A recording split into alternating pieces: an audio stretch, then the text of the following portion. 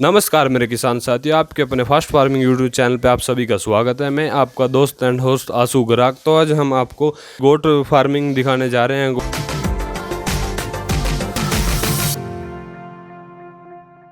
तो सर, जैसे कि हम आपकी ये गोट देख पा रहे हैं, तो आपकी जो है गोट है, आपके पास लगभग कितनी गोट है इस टाइम, और आप कब से गोट फार्मिंग कर रहे हो? सर इस साइड पे तो हमारी थोड़ी कमी है, कोई 30-50 के आसपास के लगभग हैं टोटल।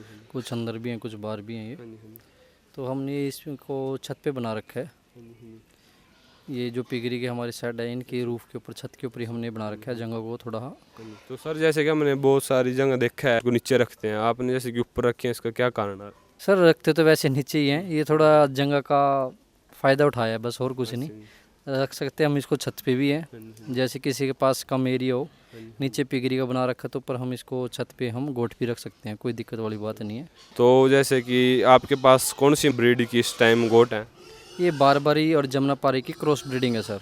थोड़ा बारबरी ना थोड़ा गिट्ठे कद में रहती है, उसका वेट ऑफ ग्रोथ भी थोड़ा कम आता था। इस करके हमने जमुनापारी मेल से क्रॉसिंग करा करके सब ये क्रॉस ब्रीडिंग हो चुकी है अब हमारे पास। मतलब कि फ़ायदा कौन सी में रहता है? जमुनापारी है, और भी इसकी कितनी नस्लें होती हैं लगभग? नस्लें तो सर काफ़ी सारी हैं, जो कि गिनती से बाहर ही हैं। हाँ जी, हाँ जी। वैसे तो जो कि अपने हरियाणा यहाँ पर बोलते हैं, एक सिरोही ब्रीड है, मर्सरी है, तोतापरी है। हाँ जी, हाँ जी। बाकी हमने वो रख के सब देखे हैं, वो फार्मिंग में कामयाब नहीं हो पाई, अच्छा, क्यों बाहर चढ़ने वाली ब्रीडें ज़्यादा थी वो। अच्छा। जैसे राजस्थान से लेके आए थे हम, जयपुर से हाँ जी, सिरोही ब्रीड और तोतापरी लेके आए थे हाँ जी, एक बार। हाँ जी। तो वो कामयाब नहीं हुई फार्मिंग के अंदर। वो बाहर चढ़ना मांगती थी, अंदर खाती नहीं थी। अच्छा, तो मतलब ये अंदर मैनेजमेंट में अंदर स्टाल फीडिंग पे ये ब्रीड कामयाब है। ये स्टाल फीडिंग पे अंदर ही रह सकती है, अंदर ही खा सकती हैं, इसको बाहर चराने की जरूरत ही नहीं है। गोट है जो लगभग कितने बच्चे देती है एक ईयर में, एक साल में?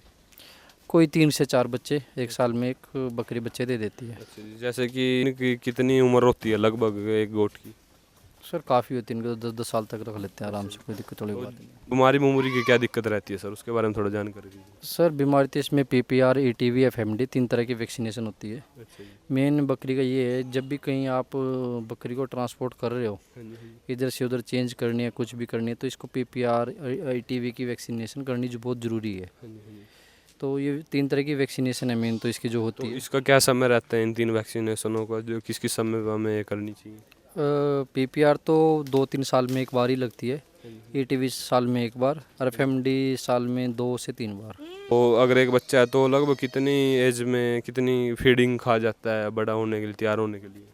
साल में इसकी कॉस्ट आती है कुछ 2 से 2,500 की फीड की, जो घास की फीड की सब टोटल कॉस्ट लगा करके। हाँ जी, हाँ जी। और बच्चा जो एक साल में वेट निकाल लेता है इसका, कोई 40 से 45 किलो बॉडी वेट निकाल लेता है एक साल के अंदर। चारे की क्या व्यवस्था करते हैं, क्या इनको हम फीडिंग डालते हैं, उसके बारे में बताइए सर। सर हम तो अपने खेतों में ग्रीन ग्रास ही ज़्यादातर बना के रखते हैं, जैसे बरसीम, मक्का, ज्वार, जो भी आइटम हो। यदि हमारे पास वो नहीं है तो हरियाणा में ज़्यादातर गेहूं की तूड़ी भी होती है, हम वो तूड़ी का जैसे कोई भिगो करके उसको उस पर फीड डाल करके खिला सकते हैं उसके, गेहूं को चोकर हो या फीड हो कोई भी, तो उसमें मिक्सिंग करके वो भी डाल सकते हैं, कोई दिक्कत नहीं है। तो जैसे कि हमारी ये गोट है 6 मंथ की है, 1 साल की, तो उसकी प्राइस क्या होता है सर, कितने में? मगर कोई सेल करना चाहता है, परचेज करना चाहता है, उसकी क्या कीमत रहती है?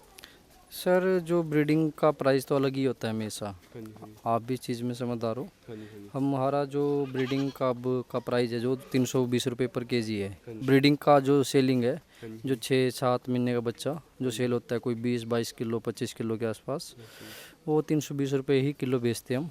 जो फैटनिंग में सेल होता है, जो कटिंग में जा रही हैं बकरियाँ या कोई कस्टर्ड मेल हैं, तो उनका अलग प्राइस होते हैं। उनके बाज़ार भी लगते हैं, मंडियाँ भी लगती हैं, अम्बाले में, लुधियाने में, दिल्ली में, काफ़ी जगह है, तो हम कहीं भी जाकर के सेल करके आ सकते हैं, हम कोई दिक्कत वाली बात नहीं है। मतलब कि मीट के लिए ज़्यादा जाती हैं, या कोई इनका दूध दाद की भी रिक्वायरमेंट रहती है किसी व्यक्ति को? सर होती है दूध की रिक्वायरमेंट, बाकी हमने तो कभी मिल्क प्रोडक्शन में कभी रखी नहीं है, हमने फैटनिंग मीट पर्पज़ पे ही रखी हुई हैं ये। जो कुछ ब्रीडें हैं जो मिल्क प्रोडक्शन के लिए हैं, गोट के अंदर मिल्क भी सेल हो जाता है। हमने तो जो भी दूध देती हैं बकरियां, उनके बच्चे बीतते हैं, वो जल्दी ग्रोथ लेकर के जल्दी तैयार हो जाते हैं। हमने तो मीट पर्पज़ पे ही रखी हुई हैं ज़्यादातर ये। इसकी इनकम के बारे में बताइए, कितनी इसकी सालाना इनकम हो जाती है? सर कोई एक एनिमल से हमें 5 से 6 हज़ार की इनकम हो जाती है एक साल के अंदर। तो लगभग अगर किसी के पास 100 है 50 है तो कितने?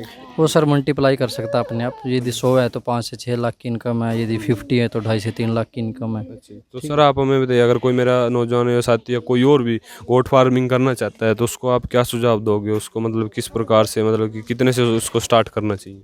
वो सर अपनी इन्वेस्टमेंट है, कोई जैसे छोटा बड़ा जैसा मर्जी करना चाहे कर सकते हैं, उसमें कोई वो दिक्कत वाली बात नहीं है। अच्छा, मतलब कि अगर कोई सीधा बड़े लेवल से स्टार्ट करना चाहे उसको कोई दिक्कत परेशानी आ सकती है? नहीं सर, ऐसी कोई परेशानी नहीं है। कोई बस यही है, कोई बड़े से कोई छोटे, जिसकी जैसी इन्वेस्टमेंट है वो उसी तरह से रख रखाव भी करेगा, सेट की प्लानिंग भी करेगा, लेबर भी रखेगा। ठीक है, जितने ज़्यादा एनिमल होंगे तो उसको घास की या ग्रीन ग्रास की खेत भी ज़्यादा चाहिएंगे। ठीक है, उनके जो रख रखाव का और फीडिंग का जो भी मैनेजमेंट है वो प्रॉपर का ध्यान रखने का उनका कर्तव्य बनता है उस चीज़ का। जो चैनल पर पहली बार आए हैं वो चैनल को लाइक शेयर सब्सक्राइब करें, और जो कि लोग फेसबुक पेज पर देख रहे हैं वो फेसबुक पेज को फॉलो करें और साथ वाली घंटी को दबा लें, जिससे कि आगे हमारी कोई नई वीडियो है आपको सबसे पहले मिल सके। धन्यवाद।